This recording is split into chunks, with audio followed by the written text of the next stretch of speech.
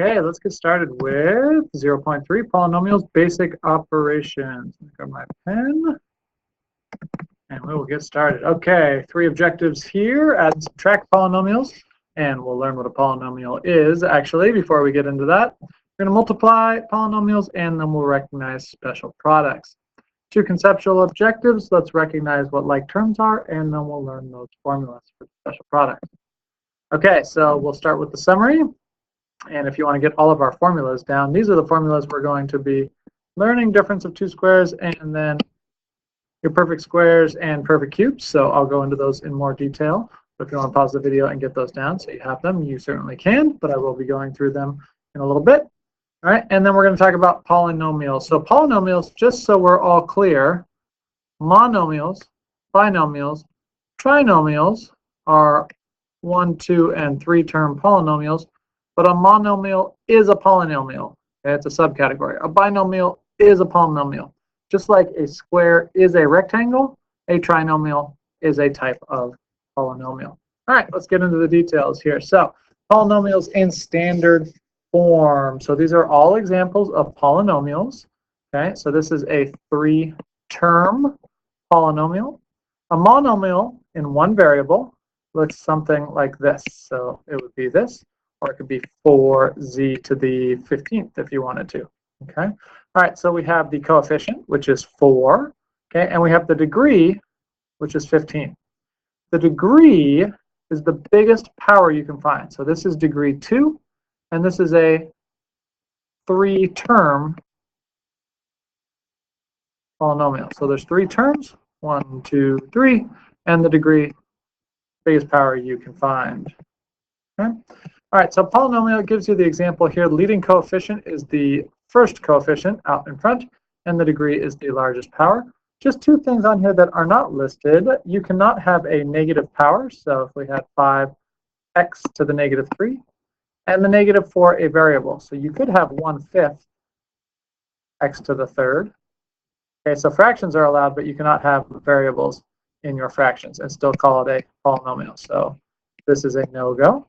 And you can also not have fractional powers. So 5x to the 1/2 does not work as well. Okay, so no fractions and no negatives in the powers of your variables. Okay, it's certainly fine to have square root of 2 x to the 3rd as your coefficient. Okay, as your leading coefficient or any coefficient. All right, so just a little cheat sheet here so we can see some examples. So we have the polynomial. All right. So standard form means put them in order from biggest power to smallest power. This would be x to the 0, right? That's your constant, -6. All right, so this is a polynomial because it has more than 3 terms. If it has 1, 2, or 3 terms, it has a special name: monomial for 1, binomial for 2, and trinomial for 3. And then we can look at the degrees. This is a trinomial of degree 3. This is a 4-term polynomial of degree 7. All right, so let's write these in standard form from big to little. So A, we would write -9x to the 5th plus 4x, because there's a plus in front of this, even though it doesn't need to be written as the first term, and then plus 2. For B, we would write -x squared, bring that negative with you, plus 3. C is the largest power we can find, -20x to the 8th. And I see an x cubed plus 14x cubed plus 3x squared plus an x minus an 8.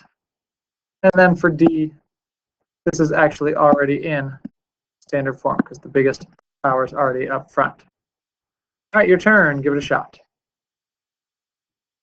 Hopefully you got -4x cubed plus 17x squared plus 5 minus x. And I did not state the degree, leading coefficient, and the constant. So for A, the degree is 5. For B, the degree is 2. For C, the degree is 8. And for D, the degree is 3. The leading coefficient is -9, -1, -20, and -7. And the constant is 2. is -8, is +3, and for D, the constant is 0. All right, for yours, the leading coefficient is -4, the degree is 3, and the constant is 5. Man, this is not in standard form. -4x cubed, 17x squared, minus x plus 5. What was I doing? That's your constant right there.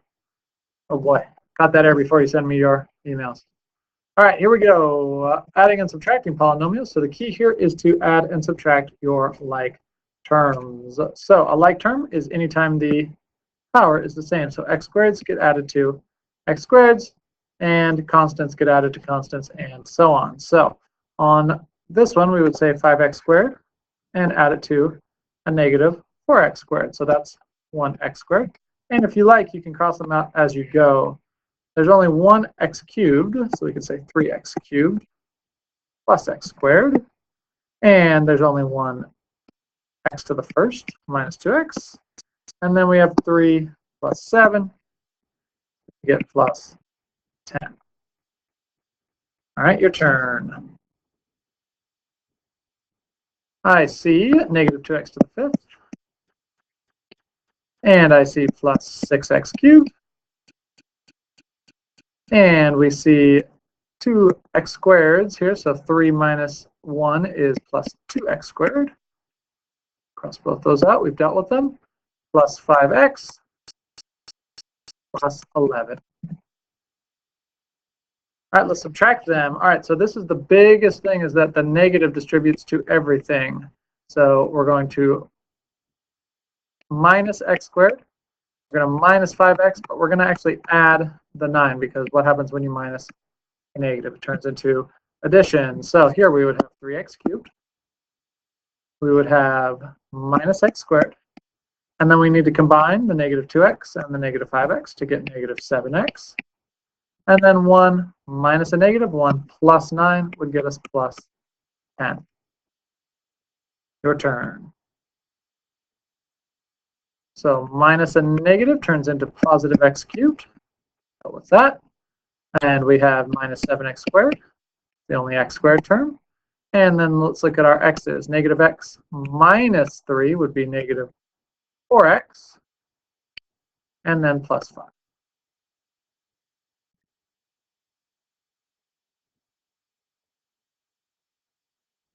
Okay, so multiplying polynomials together. When we're going to multiply, we're going to multiply the constants times the constants, or the coefficients, and then we're going to multiply the exponents together. So remember that the powers add. So 3 plus 2 is 5.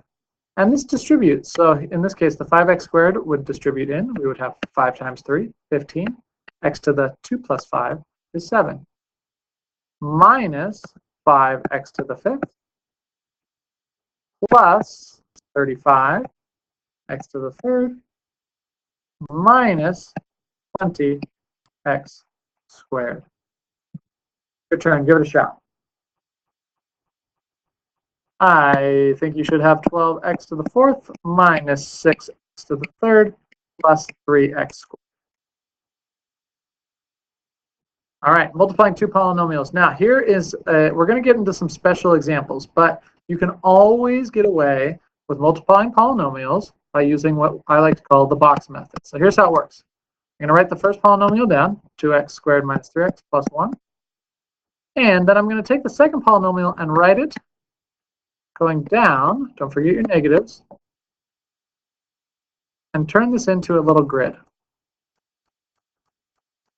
And the reason this is nice is that it organizes and makes sure that everything gets multiplied by everything else. So this box right here, if I look straight up, I see 2x squared. And if I look straight over, I see x squared. So to fill in that box, I'm going to multiply those things together, and that is 2x to the fourth. Now what goes in this box? I look straight up, negative 3x times x squared, and I get negative 3x to the third. I get x squared.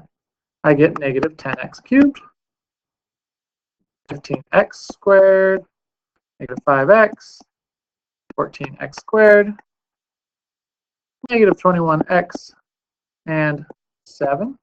Now here's the nice thing. Your like terms are going to be on diagonals with each other. So I start with 2x to the 4th. And then on a diagonal, I have negative 13. We're adding them together, x cubed. I have 14 plus 15 plus 1, 30x squared, negative 26x, and plus 7 for my final answer. All right, your turn. Give the box method a shot. Negative x cubed plus 2x minus 4. And going down, I'm going to have 3x squared minus x plus 5. Now, not all your like terms are going to be on a beautiful diagonal this time because we skipped a term from x cubed to x to the first. If you really wanted them to be on a diagonal, you can add an extra column and write 0 x squareds in, and then it'll all work out. Here we have negative 3x to the 5th. We have 6x to the 3rd. We have negative 12x squared. We have x to the 4th. We have negative 2x squared. And we have 4x. And then we have negative 5x cubed. And we have 10x. And we have negative 20. So I see a negative 3x to the 5th plus x to the 4th plus x cubed because of minus 5 and plus 6.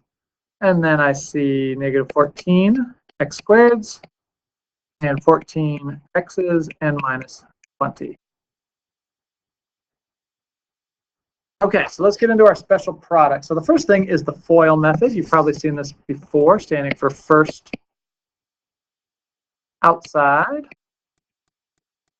inside, last. Now you could certainly use the box method here, but if we're using the FOIL, we're going to go first times first, get 6x squared, outside negative 15x, inside 2x, and last negative 5. And we have 6x squared. Let's combine our like terms, minus 13x minus 5. You give it a shot.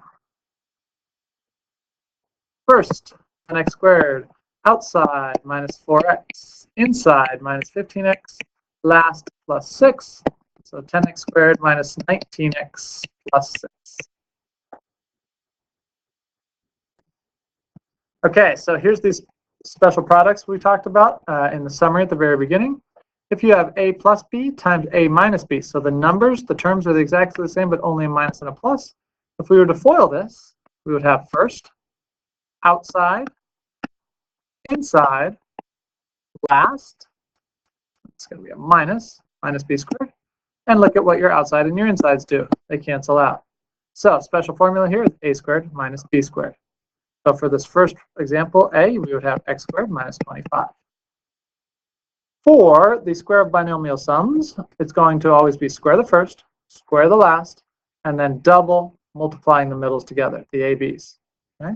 And if it's a minus, then we're just going to have a minus instead of a plus. So here we're going to have x squared.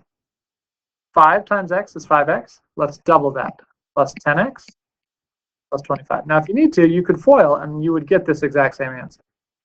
X squared minus 5x doubled is minus 10x plus 25. Negative 5 times negative 5 is positive 25.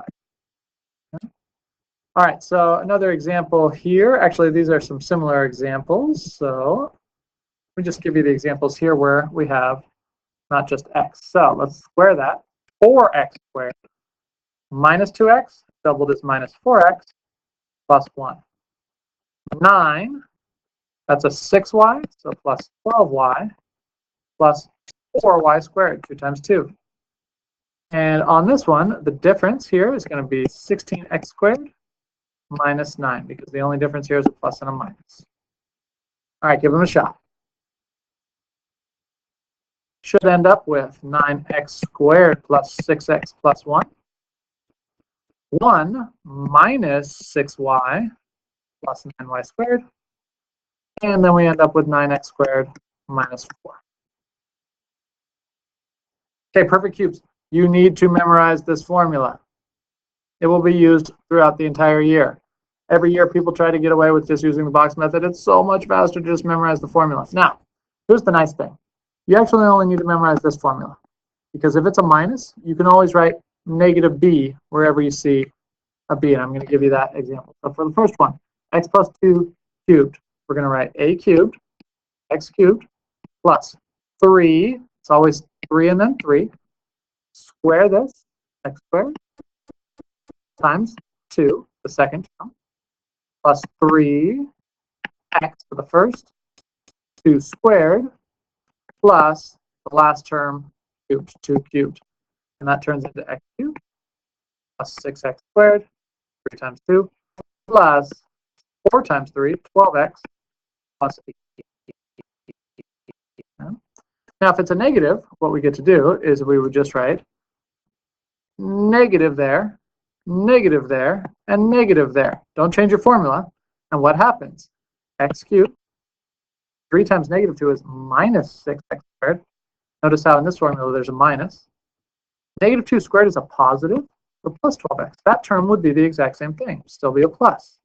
And then the last term, a negative cubed, is a negative, so minus 8. The last term would be a negative. All right, give it a shot. Okay, so we're going to write 3x cubed plus 3x squared is negative 4, plus 3x to the first times negative 4 squared, plus negative 4 cubed. So this is 27, 3 times 3 times 3, x cubed, plus 3 times 9 is 27, times negative 4, negative 27 times, positive 27 times negative 4 is 25 times 4 is 100. So we have 2 more 4s, so we have 108, negative 108 x squared.